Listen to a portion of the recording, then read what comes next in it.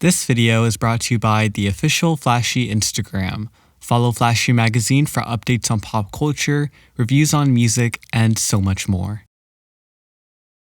Charli XCX is an interesting figure in the music industry.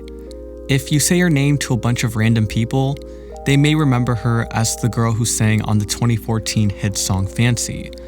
Now, if you say her name to a group of pop music listeners, she'll probably be praised like a god. In the land of pop music, Charli is seen as one of our underground artists, and is well known for her association to the PC music world. Although she is signed to a major record label, Charli is far from being as generic as her peers. Everything she does alters the framework for how a perceived pop artist should execute their work. She drops albums at very fast rates, most of the time dropping 2 quality projects within the same year. That being said, if I'm being completely honest with you guys, ranking her decade worth of albums was a very, very challenging task. But I listened to them relentlessly, sat down, and I finally got my rankings for all of Charli's discography. Let's get into it.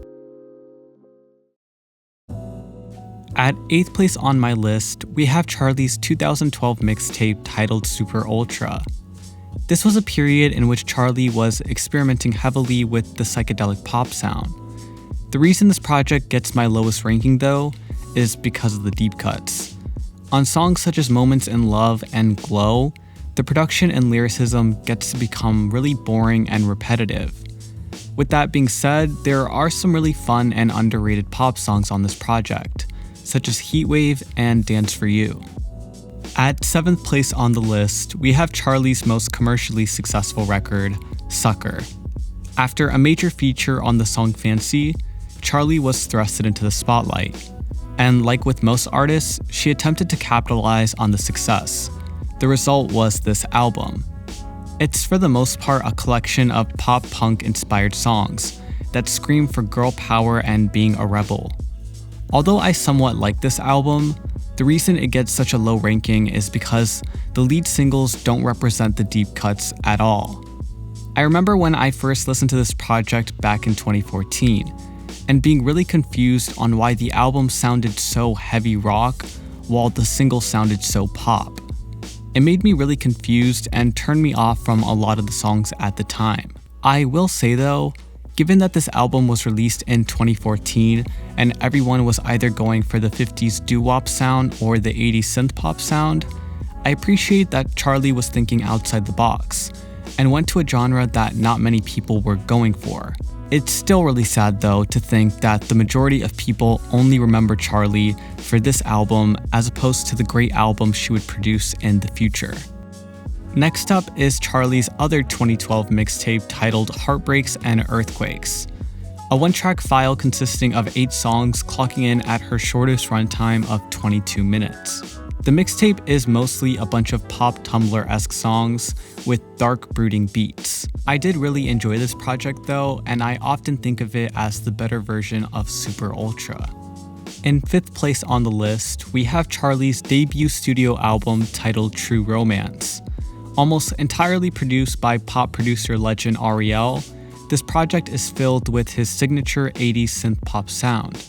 Despite this being her first studio album, there isn't a heavy commercial sound, which makes it much more enjoyable than Sucker. In fact, many songs that she made from her mixtape appear on this project with some great additions like Nuclear Seasons and You Ha Ha. For 4th place on the list, we have Charli's mixtape titled Number 1 Angel. After the release of her critically acclaimed EP Vroom Vroom, Charli continued associating herself with the PC Music label, collaborating with producers such as Sophie and A.G. Cook. This mixtape takes the experimental production from the EP and notches it down a bit to create more of an eclectic sound. There are undertones of electropop, dancehall, and even hip-hop. The themes surrounding the albums follow very much what a rapper would talk about: cars, money, drugs. If you're somehow watching this video and haven't heard any of Charli's music, I would suggest starting with this mixtape, as it doesn't go super industrial or jarring, and it's actually a pretty comfortable listening experience. 3rd place on the list is Charli's self-titled album. With some of the most beautiful and intimate writing on all of her records, this album is so much more than the partying mantras Charli is known for. She talks about her friendships, social anxiety, her love life, and much more. The unique production is executively handled by PC music producer A.G. Cook. Listening to this album makes me feel like I'm in this futuristic, indie, coming-of-age movie. The lead singles such as Blame It On Your Love and 1999 do feel a bit more mainstream than usual, but I still find them to be enjoyable. I will say though, in regard to the deep cuts, the super industrial production can make it hard to listen to at first, but after a few more listens, they become the best part of the album. In second place on the list is Charli's most recent album, How I'm Feeling Right Now.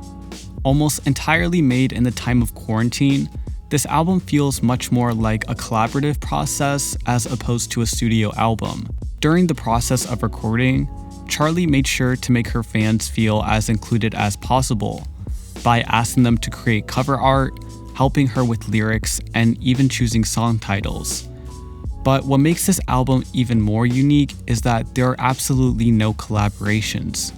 We get to hear Charli being as introspective and as transparent as possible with her fans. Although I was worried that this album would sound a bit uninspired as it was all recorded in isolation, Charli just has a way of making the most interesting and intricate pop records, even in the darkest of times.